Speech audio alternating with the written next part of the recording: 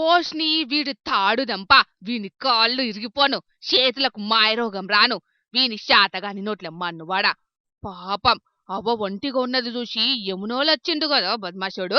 పట్నం చందానగర్ దిక్కు old MGA కాలనీలా వరుసబెట్టి బంగారు గొలుసులు తెంపుకోబోయిండు ఈ బద్మాషోడు. ముందుగాల అటు దిక్కు ఒక అక్క మెడల షేను తెంపిండట.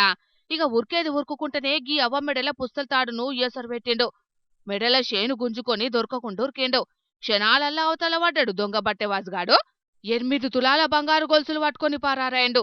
చుట్టుముట్టలు ఆపజూసినా దొరకకుండా జారుకున్నాడు. బుడ్డ కెమెరాలలో చూసి దొంగోల్ని దోలాడే పనిల పడ్డారు చందానగర్ పోలీసులు. ఇక గీ కరీంనగర్ దిక్కు ఎంత పని చేసిండ్రో చూడుండ్రి.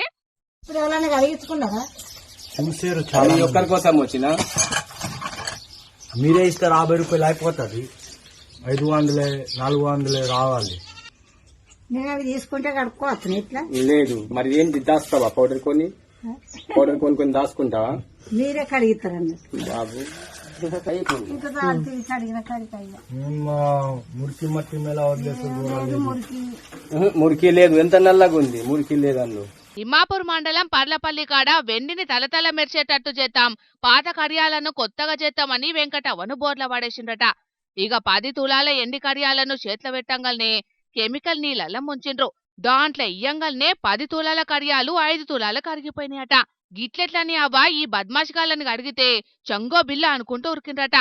ఎండి మాల ఎత్తుకపోతున్నారని వాడకట్టోళ్ళు ఎంబడి పడితే ఒకడు దొరికిండు, ఇంకొకడు తప్పించుకున్నాడు. దొరికినోని పోలీసులకు అప్పచెప్పితే పరారైనోని కోసం దోలాడుతున్నారట అటు దిక్కు పోలీసులు.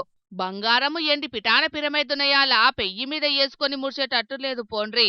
లాకర్లల్లా సందుగలల్లా దాచి ముడుచుకునే కాడికొచ్చిందని మస్తు నారాజైతున్నారు అమలక్కలు జరంతా పాయలం మరి.